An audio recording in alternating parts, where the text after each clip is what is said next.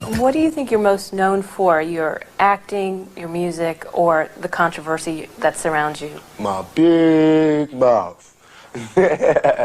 My big mouth. I got a big mouth. Can't help it. I talk from my heart. I'm real. You know what I'm saying? Whatever comes, comes. But my controversy probably. And it's not my fault. I'm trying to find my way in the world. You know, I'm trying to be somebody instead of just make money off everybody. You know what I'm saying? And so I go down paths that haven't been traveled before, and I usually mess up. But I learn, you know what I'm saying? I come back stronger. You know, I'm not talking ignorant, you know what I'm saying? So I obviously put thought into what I do. So I think my mouth, my controversy. I have not been out of the papers since I joined Digital Underground. I've been in all, you know what I'm saying? It's never, my name has not been not uttered, you know what I'm saying? And that's good for me because I don't want to be forgotten. If I'm forgotten, then that means I'm comfortable. And that means I think everything is okay. It's interesting how hip-hop, rap music in the beginning, or a song like Grandmaster Flash's The Message, where basically they were saying, you know, it's like a jungle sometimes. I wish, you know, I wonder how I keep from going under. The whole root of what that song was basically saying, look, these are the problems here. You know, and here we are 10 years or plus later, the problems are still there, and the intensity of the music has built to the no hope, the I don't give a attitude. How did we get from Grandmaster Flash, The Message, to where we are now in hip-hop? Again, you have to be logical. You know, if I know that in this hotel room they have food every day, and I'm knocking on the door every day to eat, and they open the door, let me see the party, let me see like them throwing salami all over I mean, just like throwing food around, but they're telling me there's no food in here. You know what I'm saying? Every day. I'm standing outside trying to sing my way in. You know what I'm saying? We are hungry, please let us in. We are hungry, please let us in. After about a week, that song is going to change to we hungry, we need some food. After 2-3 weeks, it's like, you know, give me all the food, breaking out the door. And after a year, then you just like, you know what I'm saying? I'm picking the lock, coming through the door, blasting, you know what I'm saying? It's like you hungry, you reached your level, you don't want any more. We asked 10 years ago. We was asking with the Panthers. We was asking with them, you know, with civil rights movement. We was asking, you know, now those people that were asking, they're all dead and in jail. So now what do you think we're gonna do? Ask, and we shouldn't be angry. And my raps that I'm rapping to my community shouldn't be filled with rage. You know what I'm saying? They shouldn't be filled with the same atrocities that they gave to me. In the media, they don't talk about it. So in my raps, I have to talk about it. And it just seems foreign because there's no one else talking about it. Right. Well, playing devil's advocate, somebody might say, well, what does Tupac have? He's a movie star. He's got, you know, hit records. What does he have to complain about? And I'm going to tell you, it's like being the last person alive. You know what I'm saying? After 3 days, you can't do anything. What can I do? Where can I go? There's no black neighborhood, you know what I'm saying, with black people who have the same amount of money as me. You know what I'm saying? There's richer and there's poorer. There's no just, you know, did a movie, got a little bit of money, living okay, black neighborhood. I have to be in a white neighborhood, so I don't fit in. That's hell. It's hell when you can't be around your peers. All my life I grew up around black people, poor people, but I can't live around poor people now because they'll rob me. And why would they rob me? Because they're starving, because there's no money here. But they're telling me, now that I made a little money, I have to move here. So it's not like no one's ever trying to deal with this section. They're just moving away from it. And we're going to have more stars coming from together, but they're gonna all move this way. You know what I'm saying? So it's like all the society is doing is leeching off the ghetto. They use the ghetto for their pain, for their sorrow, for their culture, for their music, for their happiness, for their movies, to talk about boys in the hood. You know what I'm saying? I don't want to be another I don't want to be 50 years old at a BET We Shall Overcome Achievement Awards. You know what I'm saying? Not me. You know, I want when they see me, they know that every day when I'm breathing, it's for us to go farther. You know, every time I speak, I want the truth to come out. You know what I'm saying? Every time I speak, I want to shiver. You know, I don't want them to be like, they know what I'm going to say because it's polite. They know what I'm going to say. And even if I get in trouble, you know what I'm saying? Ain't that what we're supposed to do? I'm not saying I'm going to rule the world or I'm going to change the world, but I guarantee that I will spark the brain that will change the world. And that's our job, is to spark somebody else watching us. We might not be the ones, but let's not be selfish, and because we're not going to change the world, let's not talk about how we should change it. I don't know how to change it, but I know if I keep talking about how dirty it is out here, somebody's going to clean it up. I was having concerts, they were sold out, white boys, Mexicans, blacks, and they would do whatever I said. I could tell all those people in the audience to turn around in a circle, and they would do it. I was having love, I mean, like undeniable love, and I was scared. I was scared that I would come to a town and I have the leader of the gang there telling me, what do you need? I was scared, but so was America. So was somebody else, because all of a sudden I had all kind of legal problems. And you have to think about this. I had a clean record for 20 years. A clean record, living in the ghetto, in the gutter, no record. What about my morals then? What about my character then? You know what I'm saying? In 2 years that I start raising noise, that I start being publicly viewed, I've had a record. And now it looks like I'm a criminal who has no way of being reformed. But all of these came one after the other. Do you understand? Right. It takes logic. Well, what about, that's another interesting part of your past. Have you ever been incarcerated before? Have I ever been incarcerated? Yeah. No, not for longer than a day. Longer enough for somebody to take me. You know, the police can arrest anybody they want, put them in jail. But if you stay there, that, you know what I'm saying, I haven't stayed anywhere. Right. I've been arrested a lot, put in the cell, and they come and get me when I call my lawyer. You know what I'm saying? But I'm an innocent type of guy. Well, I wanted to bring up, obviously tomorrow is a big day. You're being sentenced tomorrow. Yeah. And, we're sitting here in 24 hours, you'll know what the situation's going to be. Are you thinking about the prospect of going to jail? First I was like, I'm not going to jail. I was like, if they try to come get me for something I didn't do, I'm gonna open fire. You know what I'm saying? But I can't do that because it's not just me anymore. You know what I'm saying? That's what they expect. If I have to, if God sees it fit for me to spend time in a cell, if he wants my brain to be inside of a cage, if he's brought me so far from hell to put me here, and now he wants me to go to jail, I'll go. You know what I'm saying? If that's where I'm meant to be. But I don't think so.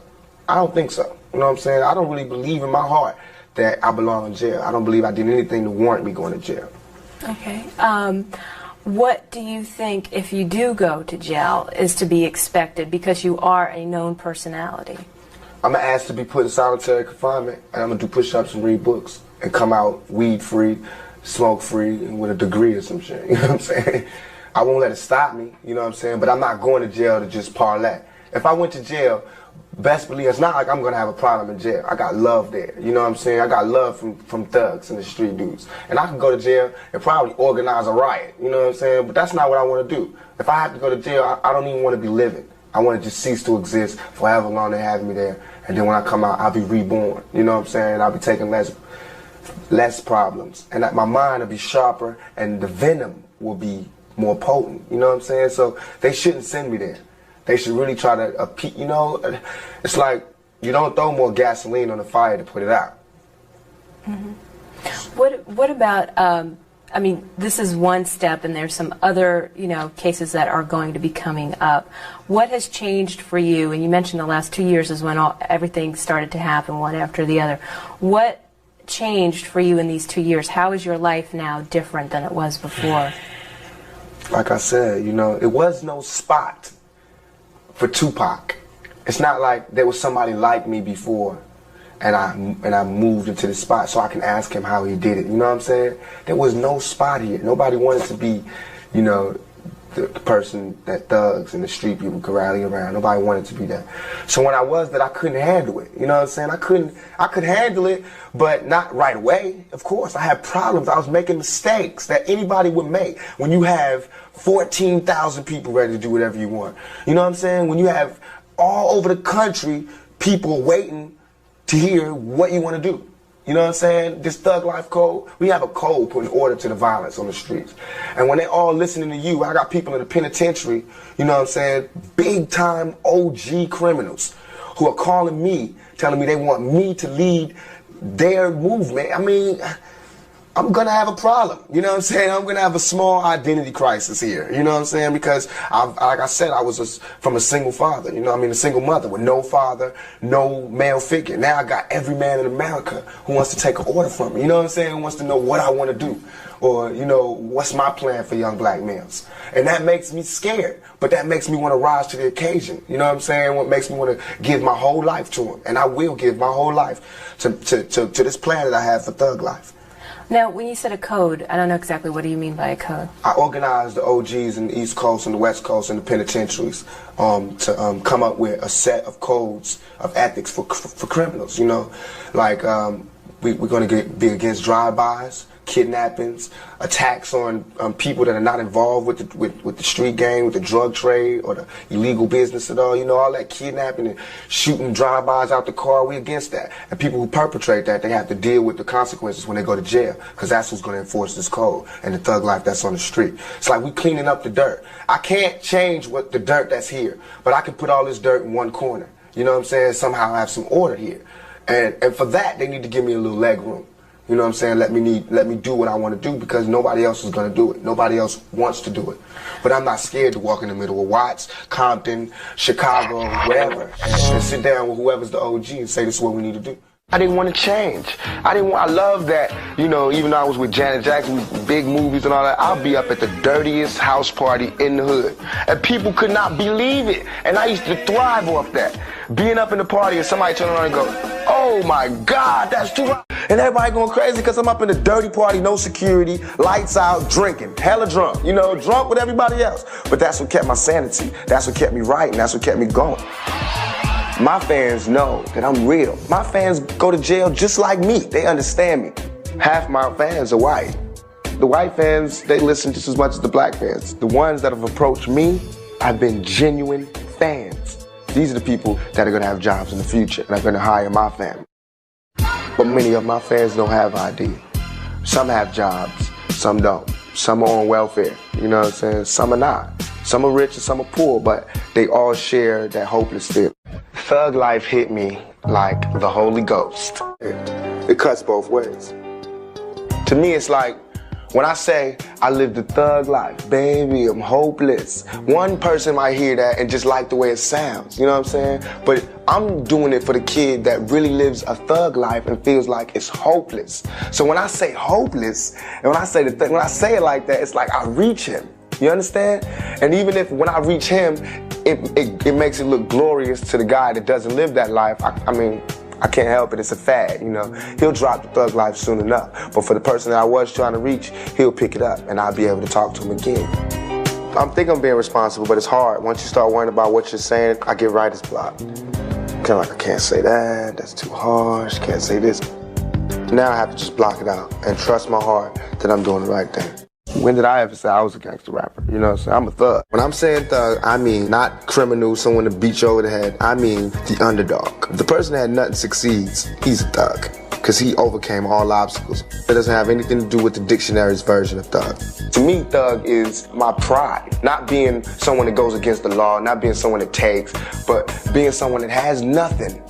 And that even though I have nothing and there's no home for me to go to, my head is up high. My chest is out, I walk tall, I talk loud, I'm being strong. I don't understand why America doesn't understand thug life. America is thug life. What makes me saying I don't give a fuck different than Patrick Henry saying give me liberty or give me death? What makes my freedom less worth fighting for than Bosnians or whoever they want to fight for this year? Before Thug Life, when you were with Digital, working as a roadie and as a dancer, was that real? When I mean, I just read that you used to like do dance, you know, the dances with the plastic. Dance with the naked doll. That was me. That's what I mean by I'm real. I'm truly hardcore because I needed the money and I had to work. So if he told me that for me to get paid, I had to go out there in bikini briefs and hop on top of this doll, and that's how I got to get paid. And I was homeless at the time. That's what I had to do.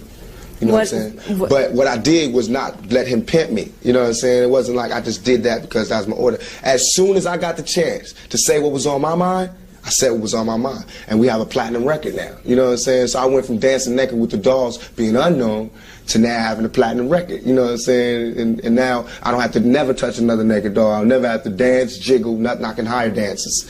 You know what I'm saying? I got 3 people dancing. I can have people dancing in the audience. You know what I'm saying? Well, you have to work from one point to go to another point. So I admire the work ethic. I think that it should be reinforced. throughout our neighborhoods, that everybody should work hard. Practice makes perfect. You have to be diligent about what you want. You have to apply yourself. You have to motivate yourself. And you have to do it for self, by yourself. And then you can do things for other people. But that's what I had to do. I had to do for self. Do you feel in any way by having a 40, having a gun and a blunt, if that's glorifying the use of that to children? It might. I thought about that, you know. I thought about how much that, you know, the 40s and all of that, and I was kind of against it before, but whatever I wrote was honest. It might not have been positive, you know what I'm saying? It might not have been politically correct, but I reached somebody, you know what I'm saying? They relating to me. They relate to the brutal honesty in the rap. There's no Jesse Jacksons around, you know what I'm saying? Those people weren't around. All those people that pop up and say, we need to check what we saying in the rapping and TV, those people are not around. It's Frank Sinatra, a gangster singer, you know what I'm saying? There's Steven Seagal, a gangster actor. I rap about the oppressed taking back their place. My lyrics and my verses are about struggling and overcoming. I mean, women know that there are bitches out there. I don't know why women look surprised. They know. They say it louder. They just think that we're saying that my mom or the women like my sister, who I think represent a strong black woman. I did that. Now I'm gonna rap about the women that I see every day, and that was Get Around. If I just did songs like Keep Your Head Up, it would make me seem more than what I am, but I'm just a normal man. I get love. I still get love from my community. I owe them everything. That's what I owe everything to the hood. I cannot give it up. I don't understand how people could stand next to you 1 year and next year they cannot stand there. They just going crazy screaming. They just can't take it that you're right there. But just last year I was in the same club walking around lonely like a motherfucker. You know what I'm saying? Couldn't get a date. Couldn't get nobody to dance with me. I was too skinny, too something. And now he's just adorable. He's just, oh. Well, how did your relationship or lack of a relationship with your father influence who you are today? Because I didn't have a father, I thrived for the family, you know what I'm saying? So that's what made me be able to do this work. That's what makes me be able to accept all black people as my family. You know, that's part of my downfall. But because I didn't have a father, it makes me cold and bitter. Not just as the excuse. I know people are tired of hearing, oh, you have a father, we had a rough life. But, I mean, you have to be logical, you know what I'm saying? The reason I didn't have a father, it's not like I'm saying, okay, now sympathize with me. I'm saying, remember that I'm telling you I did not have a father. So when you go, what kind of kid is that? What kind of morals do we got? I don't know. You know what I'm saying? I was raised by a Black Panther, you know, and out of jail. I was raised on, by a lot of street people. So, of course, my values are real street-orientated. But that doesn't mean that I don't have any values or I don't have any morals. You know what I'm saying? It's just that my morals are applied to the people who I'm around. If you had a father figure growing up, how would you be different? Would you be different right now? I think I'd probably be a lawyer somewhere, you know. Because I wouldn't have hung out. I wouldn't have looked for that father figure. And I wouldn't have learned all this treacherous street game that now I can't forget. Because I was raised by a woman half my life and then thrown to the streets, it's like I got the woman side, then I got real rough, manly values like forced on me. So sensitive. Don't be so sensitive, Tupac. Well, basically, Boogaloo. Marlon Wayans playing the role of Boogaloo. What is Boogaloo? Where did that name come from, first of all? Some white guys didn't know. What's a homeboy hip-hop name? Boogaloo! What are they calling each other these days? I got a song called Pain. Yeah, I wrote it as soon as I got out of jail after getting charged, and I felt it, you know what I'm saying? Basketball is, and I hate to make this sound cliche, you know, like, all us black folks need to get out the ghetto is a basketball. Or dance. You know what I'm saying? But it's not like that in this story. It's not like basketball in terms of him going to college. It's just basketball in terms of there being something for him to concentrate on, you know, something for him to get his mind away from the negative. And that's the action in our movie, is the basketball. It's like Guns and Die Hard. You know, it's the action. I like playing the bad guy, but I want to play a bad guy that's for real, like a Robert De Niro or Harvey Keitel, you know what I'm saying, with some substance and character, you know, and not just a crazy fool with a gun. I chose a razor, because in the streets of New York, and the club scenes, you know, that the thugs carry razors in their mouth. And when they get into altercation, they spit it out in the cut. You know what I'm saying? I was amazed. I was like, that's raw. That would really scare somebody. And that was part of the fear that I wanted to bring to Birdie. It must be hard for a director to have his main character in jail. You know what I'm saying? And you have to shoot tomorrow. You know what I'm saying? But they never let me feel that. You know, I came on the set and it was just like, I left last night. Am I crazy or what? Hell no, I ain't crazy. I wasn't crazy when you was interviewing me. You know what I'm saying? I wasn't crazy when we were sitting up there when I had the pain in my... But it's okay. They got to sell, you know, magazines, and that's fine. You know, I understand. But to me, we just had a long interview. I don't seem crazy. You know what I'm saying? I seem logical. What's really going on is this is a crazy world. And if you're not a tad bit crazy, you will not survive.